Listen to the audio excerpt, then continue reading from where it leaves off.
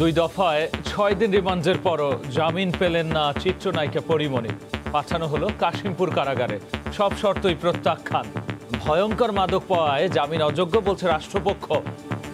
তার বিরুদ্ধে যে তথ্য প্রমাণ আছে এইগুলি এমন কোনো তথ্য প্রমাণ নাই, যেই ধরনের সিকিউরিটি চান সেটাই আমরা দেব, তবু জামিন দেন। সে একজন ফিল্ম অ্যাক্ট্রেস, সেটা বড় কথা না। ভয়ঙ্কর ধরনের যে মাদক, এলএসডি, আইস, এই ধরনের মামলা কিন্তু অন্যান্য আসামিদের জামিন হচ্ছে না। অন্যায় করলে ছাড় পাবে না পুলিশ বাহিনীর কেউই। একজন বিসিএস এর ক্যাডার অফিসার এই ধরনের একটা অনৈতিক সম্পর্কে জড়াবে, এটি কখনোই প্রত্যাশিত না। তার বিরুদ্ধে ব্যবস্থা নেওয়া হবে। পুলিশ বাহিনীও যারা অন্যায় করছেন আইন অনুযায়ী তাদেরকেও বিচার হচ্ছে। দেখছিলেন প্রধান শিরোনাম। রাত 11টার সময় সঙ্গে আছি আমি গোলাম রাব্বি। এবার অন্যান্য শীর্ষ সংবাদ। সহকর্মীদের হাতেই যৌন হয়রানির শিকার 40% নারী পুলিশ। খোদ সদর দপ্তরের জরিপ, জবাবদিহিতার অভাবেই অপরাধ প্রবণতা বলছেন বিশেষজ্ঞরা। 4 দিনের ব্যবধানে পদ্মা সেতুর 10 নম্বর পিলারে আবারও ফেরির ধাক্কা। চালক ও সহকারী বরখাস্ত। ষড়যন্ত্র আছে কিনা খতিয়ে দেখা হবে বললেন সেতুমন্ত্রী। করোনায় টানা 19 দিন পর 200-র নিচে মৃত্যু। শনাক্ত কমলেও হাসপাতালের শয্যা সংকট, বাড়ছে ডেঙ্গুও। রোগী সামলাতে চিকিৎসকদের হিমশিম অবস্থা। মহামারীর বিচ্ছিন্নতায়ও ডিজিটাল ব্যবস্থাপনার জোরে গতিশীল বাংলাদেশ। 17 মাসে 1,500-এর বেশি অনলাইন বৈঠক করেছেন খোদ প্রধানমন্ত্রী শেখ হাসিনা। এবং সাগর উপকূলের ইলিশে সরগরম চাঁদপুরের পাইকারি মাছ বাজার। ভালো দাম পেয়ে খুশি জেলে ও ব্যাপারীরা, লোকসান কাটিয়ে ওঠার আশা।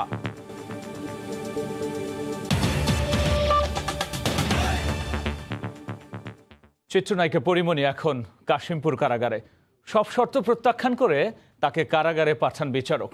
আসামি পক্ষের আইনজীবীর দাবি 6 দিনের রিমান্ডে বিপর্যস্ত পরীর চিকিৎসার প্রয়োজন ছিল। যদিও রাষ্ট্রপক্ষ বলছে ভয়ঙ্কর মাদক উদ্ধার হওয়ায় তিনি জামিন অযোগ্য। 2 দফায় 6 দিনের রিমান্ড শেষে শুক্রবার দুপুরে আদালতে আনা হয় চিত্রনায়িকা পরিমণিকে। প্রযোজক রাজ, কথিত মডেল মৌ সহ আরও 4 আসামিকেও কোর্টে আনে সিআইডি। তবে রিমান্ডের কোনো আবেদন না থাকায় তাদের বিচারকের সামনে হাজির করা হয়নি। আদালতের গারদখানাতেই রাখা হয় তাদের। এদিন পরিমণি সহ প্রত্যেক আসামির জামিন চেয়ে আবেদন করে তাদের আইনজীবীরা। পরীর জামিন আবেদনে বলা হয়েছে 6 দিনের রিমান্ডে মানসিকভাবে বিপর্যস্ত তিনি। যে কোনো সময় তার প্যানিক অ্যাটাক হতে পারে, এজন্য তার চিকিৎসা দরকার। আসামি পক্ষের এই আবেদন আমলে নেননি আদালত, পাঠানো হয়েছে কারাগারে। পরীর আইনজীবী বলছেন তাকে গ্রেফতার এবং মামলা নিয়ে পেছন থেকে কেউ কলকাঠি নাড়ছেন। জামিন পাওয়ার যোগ্য হলেও তিনি পাননি। পরিমণি সেটা বিগত দিনে বলেছে এবং এখনো বলছে যে there is a fact behind the skin, there is a fact behind the skin. সুনির্দিষ্ট অভিযোগ থাকায় তাদের জামিন হয়নি বলে দাবি রাষ্ট্রপক্ষের আইনজীবীদের। সে একজন ফিল্ম অ্যাক্ট্রেস, সেটা বড় কথা না। তারা এখানে যাদের কাছে মাদক পাওয়া যাবে এবং মাদকের পরিমাণ বেশি এবং ভয়ঙ্কর ধরনের যে মাদক, এলএসডি, আইস, এই ধরনের মামলা কিন্তু অন্যান্য আসামিদের জামিন হচ্ছে না। এই পর্যায়ে তাদের জামিন পাওয়ার কোনো হকদার নেই। 4 আগস্ট বনানীর বাসা থেকে পরিমণিকে গ্রেফতার করে র্যাব। সে সময় তার বাসা থেকে মদ, আইস এবং এলএসডির মতো মাদক উদ্ধারের দাবি করে সংস্থাটি। ওই রাতেই প্রযোজক রাজের বাসায় অভিযান চালিয়ে মাদক এবং বিকৃত যৌনাচারে ব্যবহৃত সামগ্রী পাওয়া যায়। মার্জিয়া মুমু, সময় সংবাদ, ঢাকা। বাহিনীর কেউ অন্যায় করলে তাদের শাস্তি পেতে হবে বলে হুঁশিয়ার করেছেন স্বরাষ্ট্রমন্ত্রী আসাদুজ্জামান খান কামাল। সম্প্রতি পুলিশের কয়েকজন কর্মকর্তার কর্মকাণ্ডের বিষয়ে প্রশ্নের জবাবে একথা বলেন মন্ত্রী। দুপুরে রাজধানীর তেজগাঁওয়ে এক অনুষ্ঠানে সাংবাদিকদের প্রশ্নের জবাবে স্বরাষ্ট্রমন্ত্রী বলেন, কেউই আইনের ঊর্ধ্বে নয়। আমাদের পুলিশ বাহিনীও যারা অন্যায় করছেন তাদের আইন অনুযায়ী বিচার হচ্ছে, এটা আপনারা সবাই দেখছেন। আপনি যাদের নাম বলেছেন তারা যদি এটা তদন্তের অধীন, সেই জন্য আমি এই নিয়ে কিছু বলবো না। কেউ কিন্তু আইনের ঊর্ধ্বে নয়। যদি কেউ অন্যায় করে থাকেন তার বিচার দেশের আইন অনুযায়ী হবে। ম্যাক্সিমাম পুলিশ সদস্য আজকে আমি মনে করি তারা তাদের দায়িত্ব পালন করছে বলেই আজকে বাংলাদেশ ঘুরে দাঁড়িয়েছে। কর্মক্ষেত্রে সহকর্মীদের হাতেই যৌন হয়রানির শিকার 40% নারী পুলিশ। খোদ পুলিশ সদর দপ্তরে জরিপেই উঠে এসেছে এমন তথ্য। শুধু নৈতিক স্খলন নয়, কোনো পুলিশ সদস্য জড়িয়েছেন ফৌজদারি অপরাধেও। জবাবদিহিতার অভাবেই এমন অপরাধ প্রবণতা বাড়ছে বলে মনে করেন অপরাধ বিজ্ঞানীরা। এদিকে পুলিশের দায়িত্বশীলরা বলছেন বিচ্ছিন্ন অপকর্মের দায় নেবে না পুরো বাহিনী। শাকির আহমেদের রিপোর্ট। সম্প্রতি পুলিশ সদর দপ্তর পরিচালিত বাংলাদেশ পুলিশের সংস্কার ও উন্নয়নে মাঠ পর্যায়ের মতামত শীর্ষক এক জরিপ বলছে, কর্মক্ষেত্রে 40% নারী পুলিশ হয়রানির শিকার হন। বৃহস্পতিবার বাগেরহাট পিবিআইয়ের পুলিশ সুপার মোক্তার হোসেনের বিরুদ্ধে বিয়ের প্রলোভন দেখিয়ে বারবার ধর্ষণের অভিযোগ এনে মামলা দায়ের করেছেন পুলিশের এক নারী পরিদর্শক। কদিন আগেই পরিমণিকাণ্ডে নিজেকে জড়িয়ে তুমুল সমালোচনার মুখে মহানগর গোয়েন্দা পুলিশের গুলশান বিভাগের এডিসি গোলাম সাকলায়েন শিথিল। ডিএমপি কমিশনার বলছেন, বাহিনীর কোনো সদস্যের অপেশাদার আচরণে বিব্রত হয় পুলিশ বাহিনী। আইনে এটা অপরাধ না, কিন্তু চাকরিবিধিতে এটা অপরাধ। একজন বিসিএস এর ক্যাডার অফিসার এই ধরনের একটা অনৈতিক সম্পর্কে জড়াবে, এটি কখনোই প্রত্যাশিত না। তার বিরুদ্ধে ব্যবস্থা নেওয়া হবে। শুধু মুক্তার বা সাকলাইনে নন, আগে নিজ স্ত্রীকে খুন করানোর অভিযোগ ওঠে সাবেক পুলিশ সুপার বাবুল আক্তারের বিরুদ্ধে। আর এক নারীর মাথায় পিস্তল ঠেকিয়ে জোরপূর্বক তুলে নিয়ে যাওয়ার অভিযোগে কারাগারে আছেন সাময়িক বরখাস্ত ডিআইজি মিজানুর রহমান। অপরাধ বিজ্ঞানীরা বলছেন, জবাবদিহিতার অভাবেই পুলিশ বাহিনীর অনেক সদস্য অপরাধে জড়াচ্ছেন। প্রথমত পুলিশের বা আমাদের ল এনফোর্সমেন্ট এজেন্সি সহ অন্যান্য যে সমস্ত রাষ্ট্রীয় যে অ্যাপারেটাস আছে, তাদের জবাবদিহিতার অবস্থাটা একেবারেই দুর্বল। তাদেরকে আইনের আওতায় আনা উচিত। এছাড়া সাময়িক বরখাস্ত ওসি প্রদীপ কুমারের বিরুদ্ধে সাবেক সেনা কর্মকর্তা সিনহা মোহাম্মদ রাশেদ খানকে হত্যার অভিযোগ ওঠে। তবে স্বরাষ্ট্রমন্ত্রী বলছেন, পুলিশ সদস্যের বিরুদ্ধে অভিযোগ আসলে তদন্ত করে ব্যবস্থা নেওয়া হবে। আমাদের পুলিশ বাহিনীও যারা অন্যায় করছেন তাদের আইন অনুযায়ী, তারাও মানুষ, তারাও এদেশের জনগণ, কাজেই তাদের আইন অনুযায়ী তাদেরকেও বিচার হচ্ছে। আইন শৃঙ্খলা বাহিনীর প্রশিক্ষণ থেকে শুরু করে দায়িত্ব পালনের প্রতিটি ধাপে জবাবদিহিতার পাশাপাশি সময়ের প্রয়োজনে বাহিনীতে সংস্কারের পরামর্শ বিশেষজ্ঞদের। শাকির আহমেদ, সময় সংবাদ, ঢাকা। এবার পদ্মা সেতু প্রসঙ্গ। 4 দিনের ব্যবধানে আবারও পদ্মা সেতুর 10 নম্বর পিলারে ধাক্কা লাগলো ফেরির।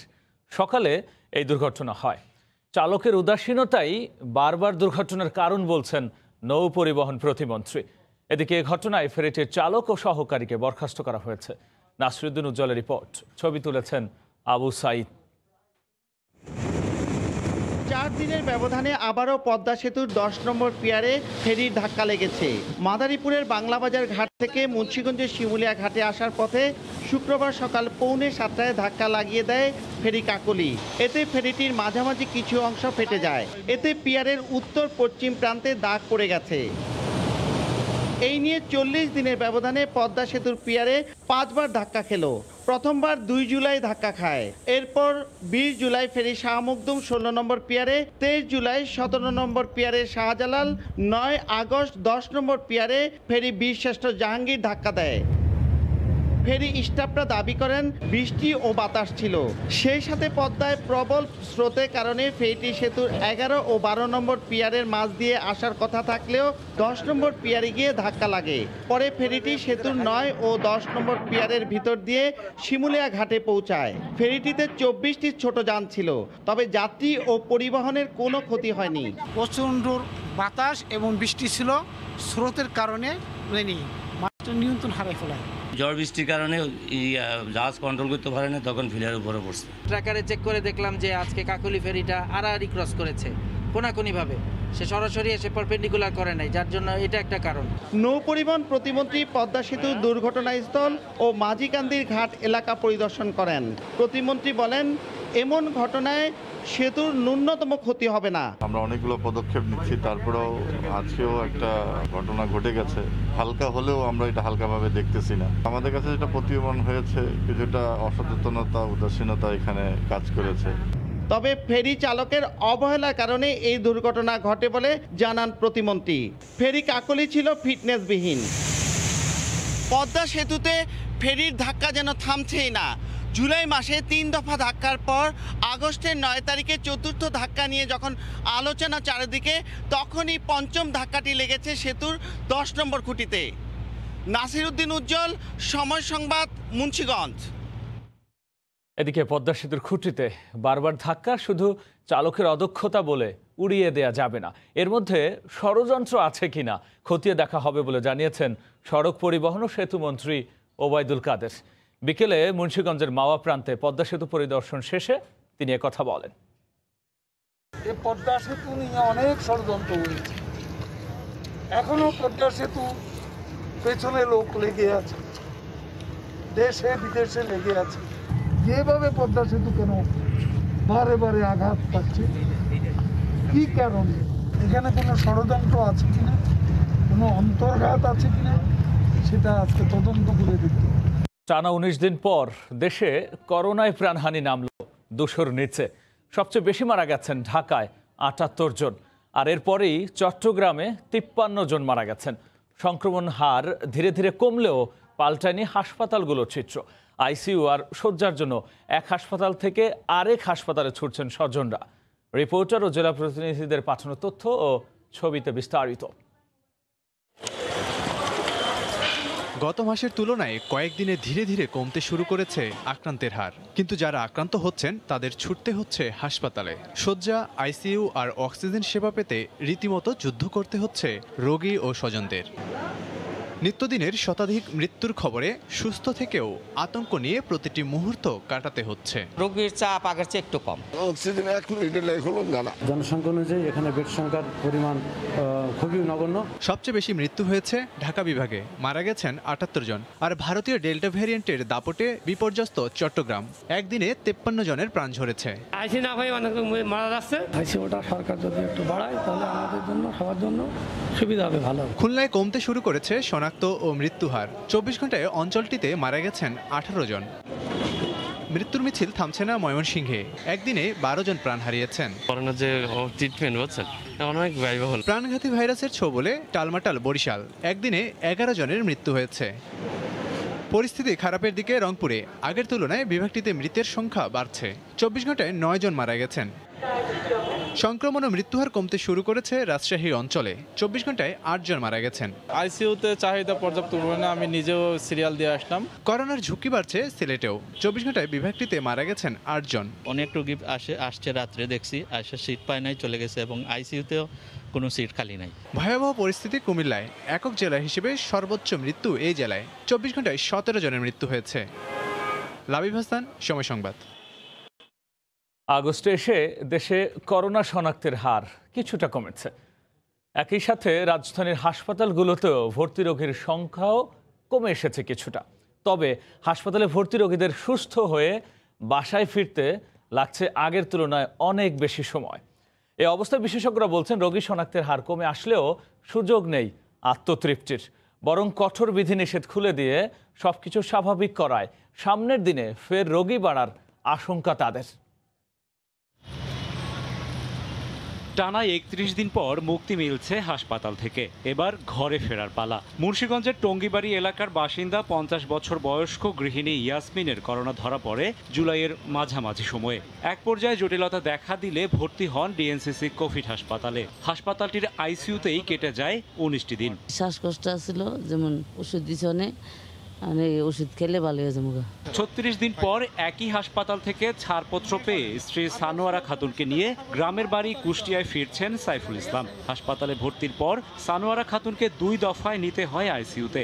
করোনা রিপোর্ট পাইছি, অক্সিজেনও ভালো পাইছি, এখন এখান থেকে ডাক্তার ছুটি দিয়েছে। তবে বর্তমানে হাসপাতালে ভর্তি রোগীদের অধিকাংশেরই জটিলতা খুব বেশি, যাদের সুস্থ হতে সময় লাগছে আগের তুলনায় অনেক বেশি। 2 মাস 3 মাস এরকম সময় লেগে যায়। চিকিৎসকরা বলছেন, কঠোর বিধিনিষেধের সময়ে হাসপাতালে নতুন ভর্তি রোগীর সংখ্যা ছিল অনেক বেশি, তবে সেই তুলনায় বর্তমানে ভর্তি রোগীর সংখ্যা কমে এসেছে কিছুটা। বেশিরভাগ রোগীরই খুব শ্বাসকষ্ট, জ্বর যাচ্ছে না, অথবা তার বিভিন্ন কুমরবিডিটিস, তাকে সুস্থ করতে বেশ সময় লাগে, যার জন্য আমাদের রোগীগুলি ছুটি দিতেও সময় লেগে যায়। জনস্বাস্থ্য বিশেষজ্ঞরা বলছেন, বিধিনিষেধ তুলে দেয় সামনের 1 থেকে 2 সপ্তাহ পর ফের শঙ্কা রয়েছে পরিস্থিতি পাল্টে যাওয়ার। খুলে দেওয়ার পরে যে সংক্রমণটা বাড়বেই, কারণ অবশ্যই মানুষের চলাচল যখন লকডাউন ছিল তার চেয়ে বেশি হবে, কয়েক গুণ বেশি হবে। তাহলে কয়েক গুণ নতুন করে সংক্রমিত হওয়ার আশঙ্কা আছে। এখন সময় বলবে যে এটা আসলে ইম্প্যাক্টটা কত বড়। করোনা মোকাবিলায় বিকল্প নেই স্বাস্থ্যবিধি মেনে চলার, পাশাপাশি বেশি সংখ্যক মানুষকে টিকার আওতায় আনার পরামর্শ বিশেষজ্ঞদের। রাশেদ বাপ্পি, সময় সংবাদ, ঢাকা। চীন থেকে আসলো আরও 10 লাখ ডোজ সিনোফার্মের টিকা। সন্ধ্যায় বিমান বাংলাদেশ এয়ারলাইন্সের বোয়িং ড্রিমলাইনার চীন থেকে কোভিড টিকার চালান নিয়ে হযরত শাহজালাল আন্তর্জাতিক বিমানবন্দরে পৌঁছায়। চীনের তিয়ানজিন উইনহাই আন্তর্জাতিক বিমানবন্দর থেকে সিনোফার্মের 10 লাখ ডোজ কোভিড টিকা আনা হয়েছে। এছাড়াও আগামী 14 আগস্ট সকালে টিকা আনতে চীনের তিয়ানজিন উইনহাই আন্তর্জাতিক বিমানবন্দরের উদ্দেশ্যে ঢাকা ছাড়বে আরেকটি ফ্লাইট। সিনোফার্মের 7.5 কোটি ডোজ কেনার চুক্তি অনুযায়ী এর আগে 70 লাখ ডোজ টিকা পেয়েছে বাংলাদেশ। পাল্লা দিয়ে বাড়ছে রাজধানীতে ডেঙ্গু আক্রান্তের সংখ্যা। হাসপাতালে যেসব ডেঙ্গু আক্রান্ত শিশুকে নিয়ে আসা হচ্ছে তাদের বেশিরভাগই আসছে দ্বিতীয় স্টেজে। দ্রুত প্লাটিলেট কমে শক সিনড্রোমে চলে যায় রোগী।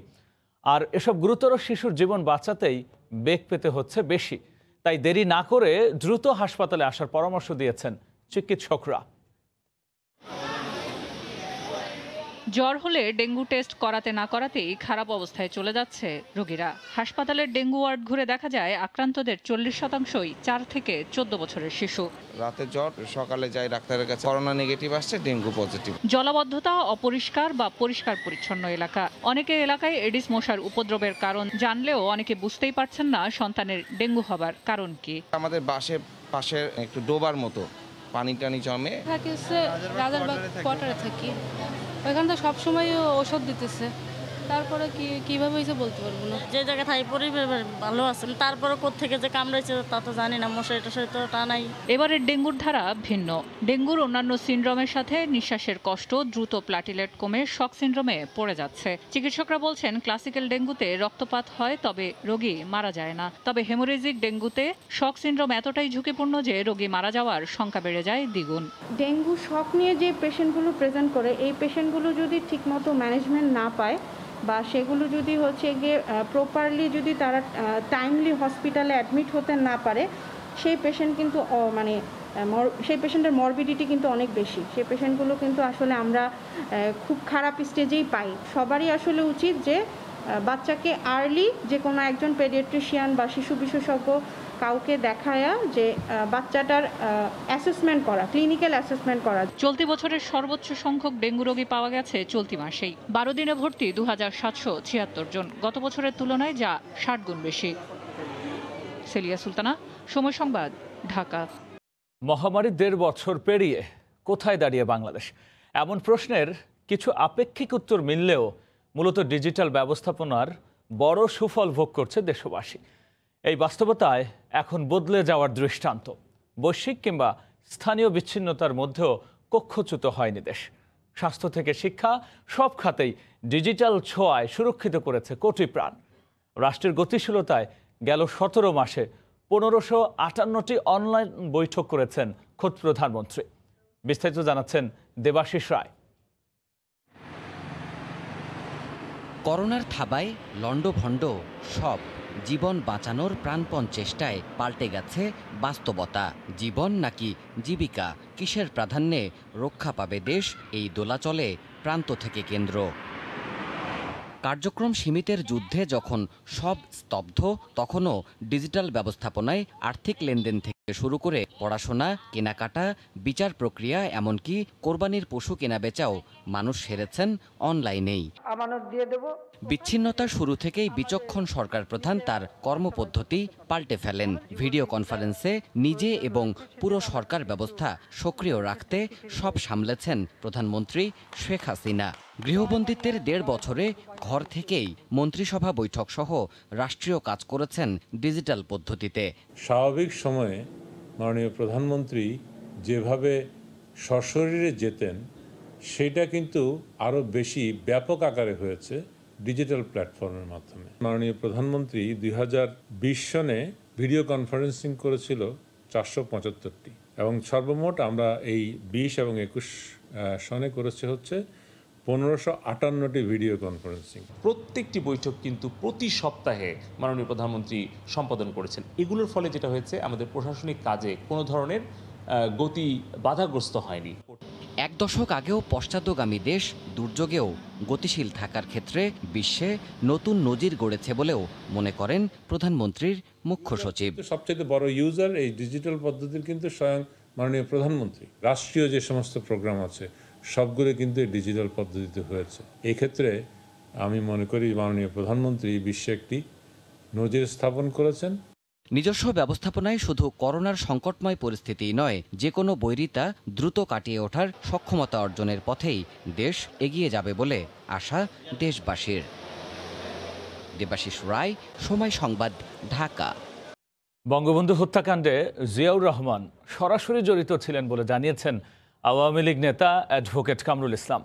দুপুরে এক শোক সভায় ভার্চুয়ালি অংশ নিয়ে তিনি একথা বলেন। এ সময় আওয়ামী লীগের প্রেসিডিয়াম সদস্য শাহজাহান খান বলেন, জাতির পিতাকে হত্যার পেছনে দেশি বিদেশি ষড়যন্ত্র কাজ করেছে। বঙ্গবন্ধু হত্যাকারী যারা, তারা জিয়া রহমানের সাথে কথা বলেছে, জিয়া রহমান তাদেরকে পরিষ্কার বলেছেন আমি তোমাদের সাথে আছি। বিভিন্ন সাক্ষীর জবানবন্দিতে যে সমস্ত কথাবার্তা এসেছে, তাতে জিয়া রহমান এই ঘটনার সাথে, এই বঙ্গবন্ধু হত্যাকাণ্ডের সাথে সরাসরি জড়িত, সম্পৃক্ত। এবং চার্জশিট দেওয়া হয়েছে জিয়া রহমানের মৃত্যুর পর মোস্তাক, মাহবুব আলম চাষী এবং জিয়া রহমান যদি জীবিত থাকতেন তাহলে তাদের নাম চার্জশিটে আসতো। যেহেতু তারা মৃত ব্যক্তি, সেহেতু তাদের বিরুদ্ধে চার্জশিট হয় নাই। বঙ্গবন্ধুকে হত্যা করার শুধুমাত্র এই কয়েকজন গুটি কয়েক পথভ্রষ্ট সেনা কর্মকর্তা নয়, এর পেছনে জাতীয় আন্তর্জাতিক ষড়যন্ত্র, এর পেছনে রয়েছে সাম্রাজ্যবাদী ষড়যন্ত্র। কারণ সাম্রাজ্যবাদীরা তারা চিহ্নিত করেছিল বঙ্গবন্ধু সাম্রাজ্যবাদীদের পক্ষে নয়, বঙ্গবন্ধুর শোষকের পক্ষে নয়। গাজীপুরের রেললাইনে উঠে যাওয়া গ্যাসবাহী লরিকে ট্রেনের ধাক্কার ঘটনায় ঢাকার সঙ্গে চট্টগ্রাম ও সিলেটের ট্রেন চলাচল বন্ধ রয়েছে। সন্ধ্যা 7টার দিকে গাজীপুরের মীরের বাজার এলাকায় এ দুর্ঘটনা ঘটে। রেল কর্তৃপক্ষ জানায়, চট্টগ্রাম থেকে ছেড়ে আসা জিএমআই এলপিজি গ্যাসের একটি লরি রেললাইনে ওঠার পর বন্ধ হয়ে যায়। এ যাত্রীবাহী তিতাস ট্রেন সেটিকে ধাক্কা দিলে লরির একাংশ দুমড়ে মুচড়ে যায়। ফায়ার সার্ভিসের কর্মীরা দুর্ঘটনা কবলিত লরিটি রেললাইন থেকে সরিয়ে নেয়ার কাজ করছে।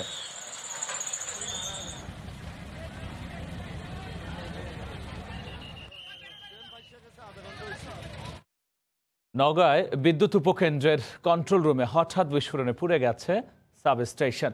আর এতে জেলা সদর সহ 4টি উপজেলায় 18 ঘন্টা ধরে বিচ্ছিন্ন বিদ্যুৎ সংযোগ। আকস্মিক দুর্ঘটনার কারণ খুঁজতে 4 সদস্যের কমিটি করা হয়েছে। এদিকে প্রচণ্ড গরমে বিদ্যুৎ না থাকায় বিপর্যস্ত জনজীবন। নওগাঁ থেকে এমআর রকি রিপোর্ট। নওগাঁর কাঁঠালতলী এলাকায় নর্দার্ন ইলেকট্রিক সাপ্লাই নেসকোট সাব স্টেশন। শুক্রবার ভোর 6টায় এই সাব স্টেশনের কন্ট্রোল রুমে হঠাৎ বিকট শব্দে আগুন ধরে যায়। এতে কন্ট্রোল রুমের পুরো ইউনিট পুড়ে যায়। মুহূর্তেই জেলা শহর ছাড়াও 4টি উপজেলায় বিদ্যুৎ বিচ্ছিন্ন হয়ে পড়ে। সকাল থেকেই পুড়ে যাওয়া কন্ট্রোল রুম মেরামতের চেষ্টা করলেও বিদ্যুৎ বিভাগ বলছে হঠাৎ এই দুর্ঘটনায় ব্যাপক ক্ষতি হয়েছে।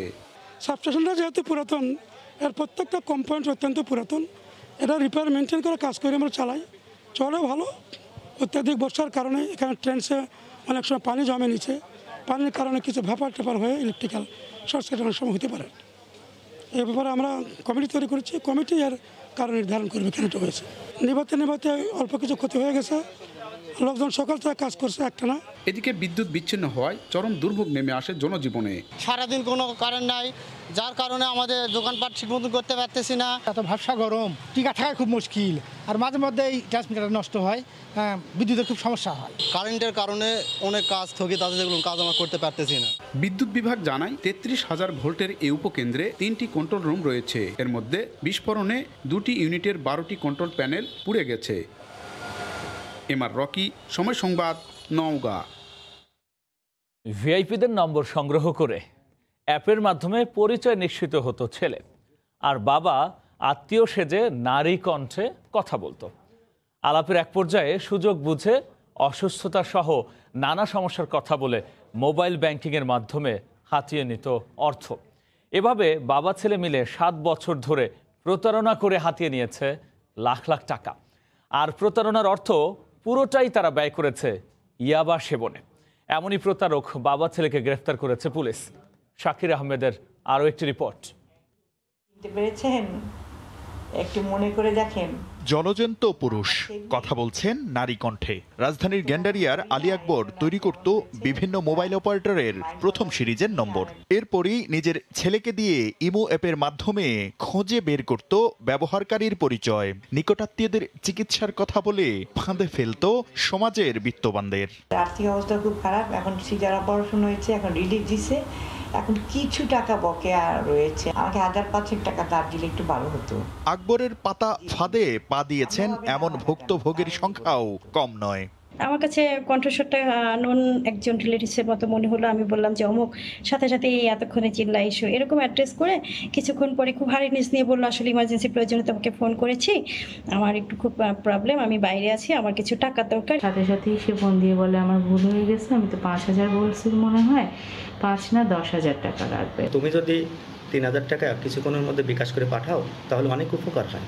পুলিশ বলছে সিনেমার একটি দৃশ্যে অনুপ্রাণিত হয়েই কণ্ঠ পরিবর্তনের মাধ্যমে মানুষকে ঠকানোর কৌশল রপ্ত করেন আকবর ও তার ছেলে। কখনো কখনো আশ্রয় নেন বিশেষ সফটওয়্যারেরও।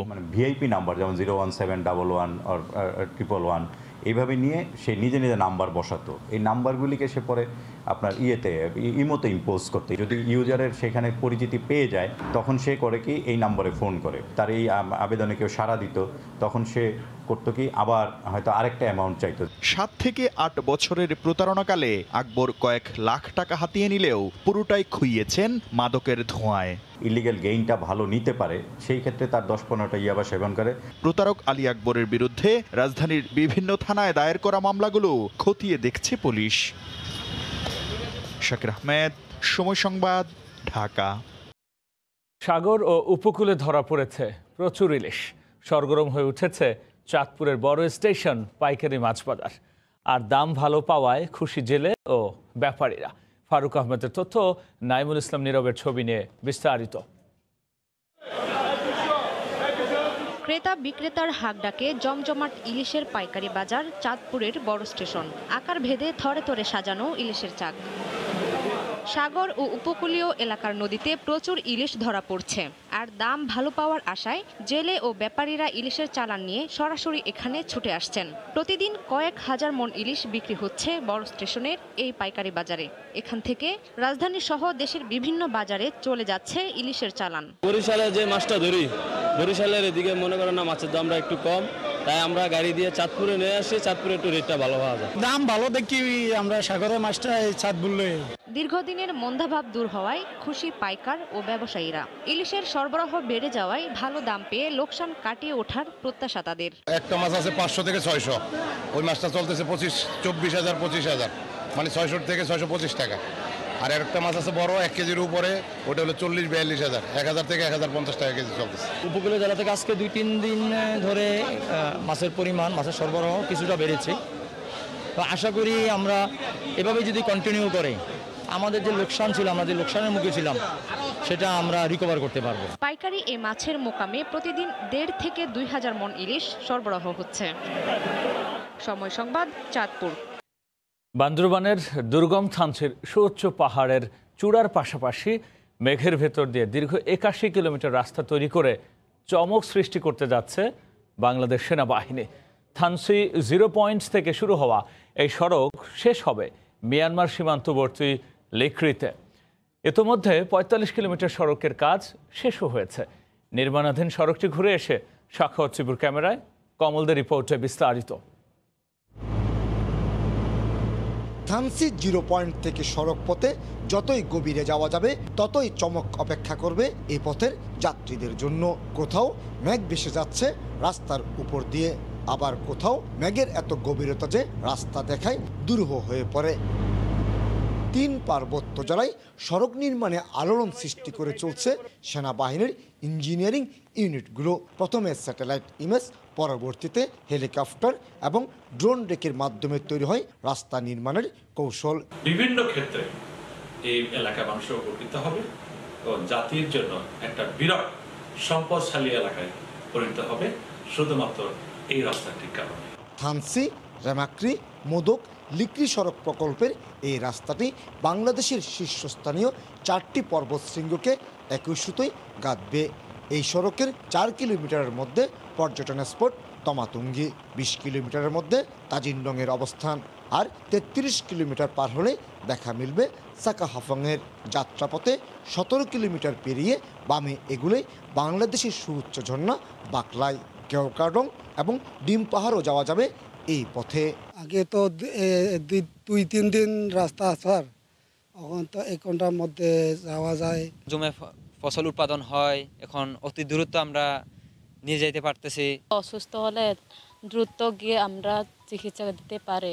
দৃষ্টিনন্দন এই সড়কের নির্মাণ কাজ শুরু হয় 2018 সালে আর শেষ হওয়ার কথা 2023 সালে। এই এলাকাটি কতটা দুর্গম ছিল তা ভালো জানে স্থানীয় বাসিন্দারা। আবার এই বাসিন্দারাই বলছেন এই সড়ক হওয়ার পর তারা কি সুফল ভোগ করছেন। বান্দরবনের থানসি থেকে কমল দে, সময় সংবাদ।